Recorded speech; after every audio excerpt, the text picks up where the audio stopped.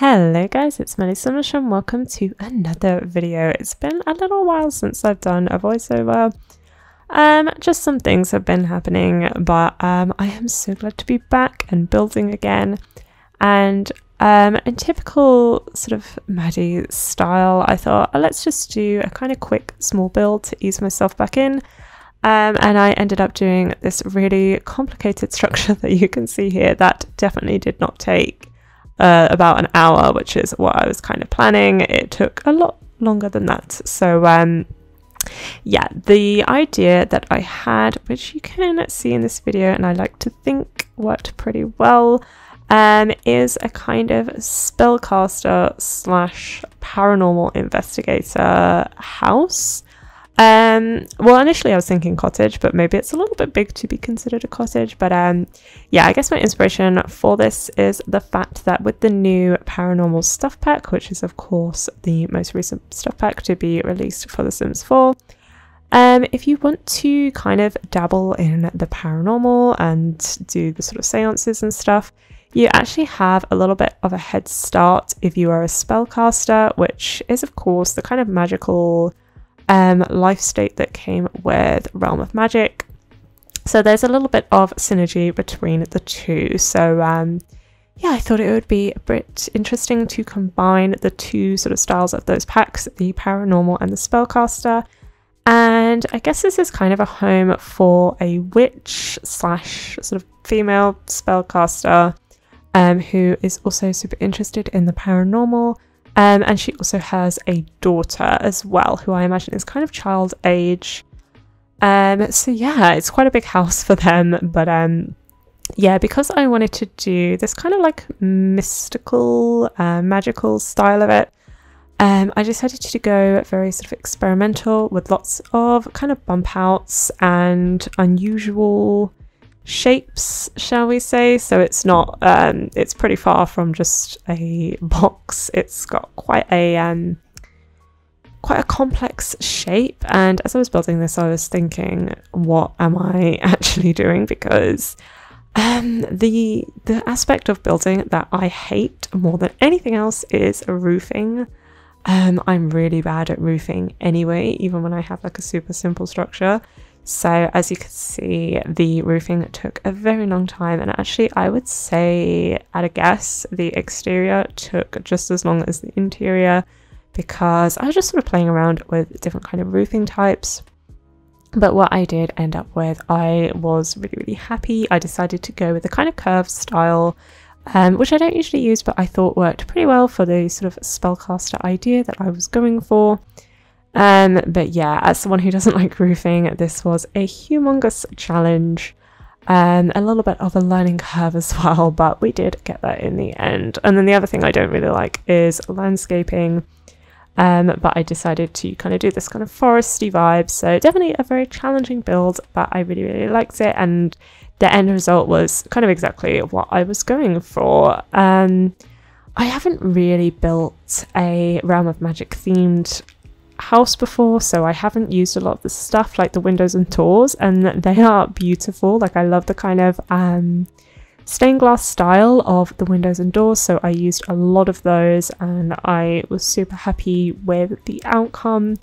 I think some of the pieces that came with that pack are absolutely gorgeous. They're really sort of fitting for the theme, but they work, a lot of the things I think work quite well with other styles of builds as well. So yeah, I had a lot of fun using those items, and you'll see a little bit later on as I'm finishing it, I definitely went with a bit of a pink theme, and I kind of almost liked the contrast of perhaps a kind of cute witch's cottage, I guess, that's quite, you know, pink themed and pretty, but there's definitely a hint of something beyond the realm of normality going on in there. So I did end up putting a few sort of dead trees in there. There's a few sort of vines on the wall.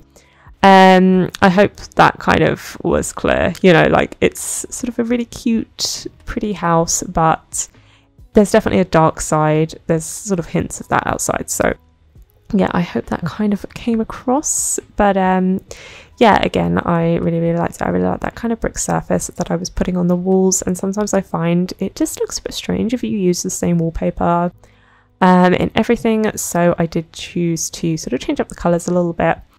But yeah, like I say, I wanted to keep it sort of very soft, and it's not really my sort of style of build to do, I don't know, like dark and gothic and spooky. Like even when I did that sort of paranormal themed build, I think that was the last build that I did on my channel, or maybe that was a beach house. It was one of the sort of paranormal themed builds after the pack came out. I went for the very sort of New Orleans inspired vibe. Like I say, I'm not really into the dark and the creepy, so yeah, I definitely wanted to build a bit more of like a cute, I guess contemporary style, with a kind of like cottage in the forest feel to it as well. So that's, yeah, kind of what I went for. But of course, with all the kind of strange structures and bump outs and stuff, the floor plan was really, really difficult. So I don't really show it, but a bit later in the video, that kind of back garden, I did end up rearranging that a little bit because I had to increase the size of the living room because I just couldn't fit everything that I wanted to in there. So I did change up the style of the back a little bit. I kind of moved some of that like porch furniture into the garden, which you're going to see me put down later. So I kind of put that in that little porch area, but I did have to move it out because yeah, I had to make the back of the house a bit bigger, and I definitely did not plan the floor plan out beforehand, which is something I've done for my last few builds because I do find it makes it a little bit easier. But because I did want to make a little bit more of a kind of complicated structure, like I said, lots of sort of bump outs and weird sort of shapes, I thought it was probably going to be impossible to plan. It's just something you kind of need to get stuck in with and just kind of experiment with yourself. So that is what I did. But yeah, it did leave me a little bit confused with the floor plan. But in the end, it worked out pretty well. There's a sort of main bedroom and then also a kid's bedroom. As I said, I imagine there is like a daughter that lives here, as well as all the basics, you know, the dining room, a kitchen, living room, and then also a little sort of secret room that leads off of the main bedroom for seances and other kind of paranormal activities. So yeah, like I say, pretty happy with that, although it did take a long time to do because, you know, I always think it looks quite cool when you have maybe like a one tile bump out, but then when you actually go into the room, sometimes it's really difficult. It's like sometimes a bit of a challenge to think of things that you can put in like a tiny little square of wall. So most of the time I did kind of just block that off to have a few more sort of simple shapes inside. But I know in the bedroom I did kind of leave a little sort of one tile indentation, shall we say, in the wall where I put a bookcase and then a little sofa as well, and I thought that looked really nice, so you'll see that a bit later in the video. But yeah, as I said, the style of it I think predominantly is kind of realm of magic style with a little bit of the paranormal as well. I really like the style of both packs. I mean, I already said, you know, I really like the realm of magic furniture, but I think the paranormal stuff pack has some of my favorite pieces of any pack in the game. I absolutely love them.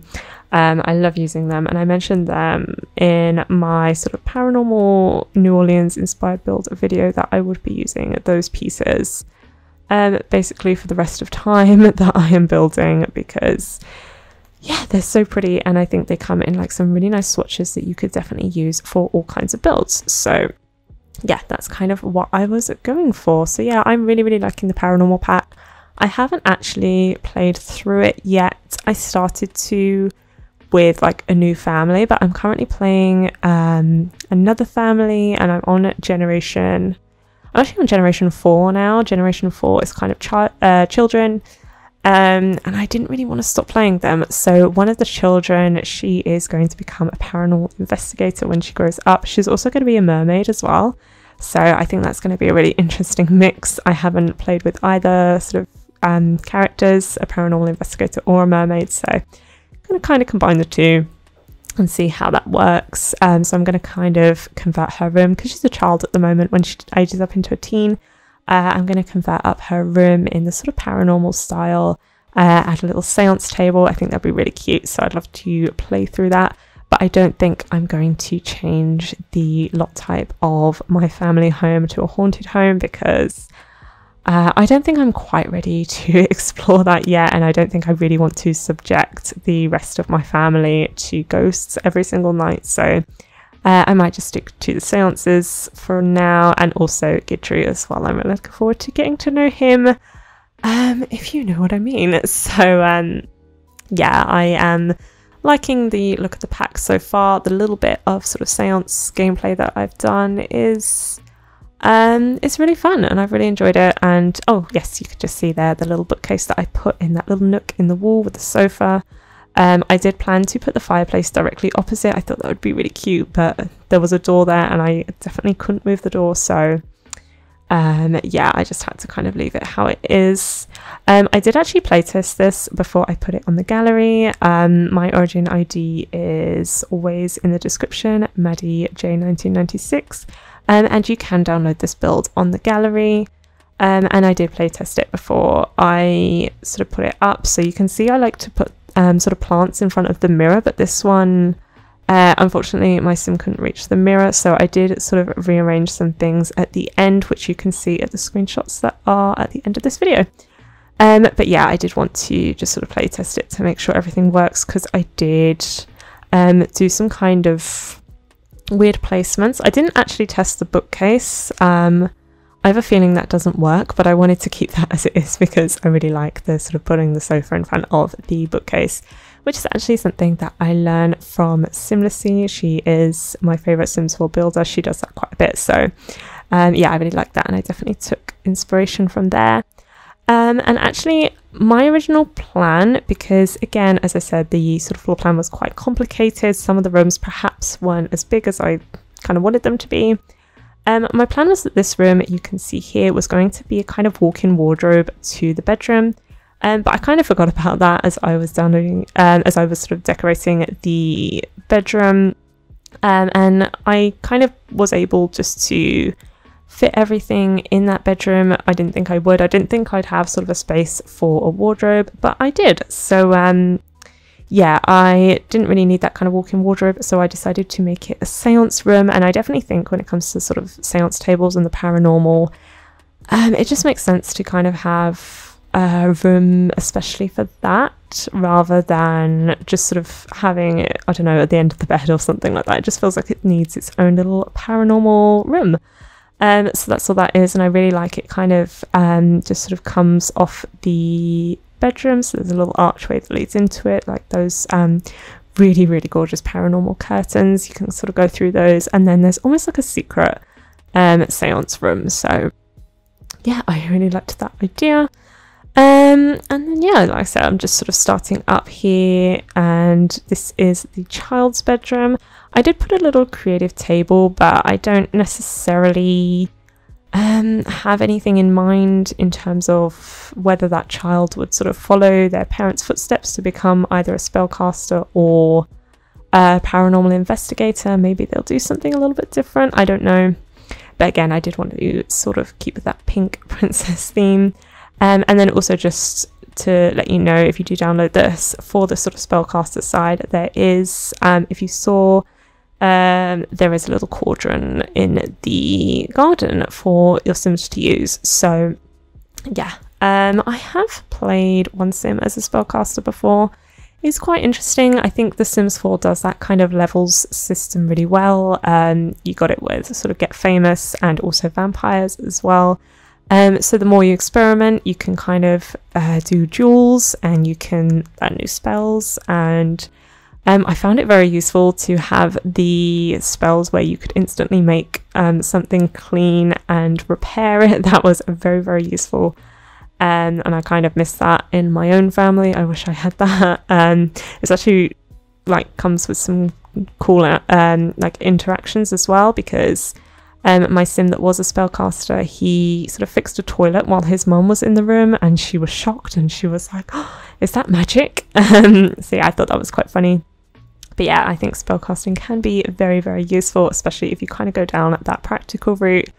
But I haven't actually sort of explored it to its fullest extent, so I think I should probably do that. because there's lots of different levels to it. So I didn't necessarily get to the end of the sort of spellcasting sort of journey, shall we say. So yeah, definitely still some more to explore. So we're coming up to the end. I think down here you just mainly got the sort of living room, dining room and kitchen. I was really happy with all 3 rooms. I decided to use a little bit more of a kind of paranormal influence in the decoration, especially in the living room, because of course we've got those gorgeous sofas and like that little table as well. Absolutely beautiful. And then speaking of beautiful, I am obsessed with using these like wall plants in every build I do, because I think that they're absolutely beautiful. I don't always know how I can use them, but I do my darndest to try. So yeah, I also used a lot of vampire stuff as well, again just for that kind of, I don't know, mystical, mysterious vibe.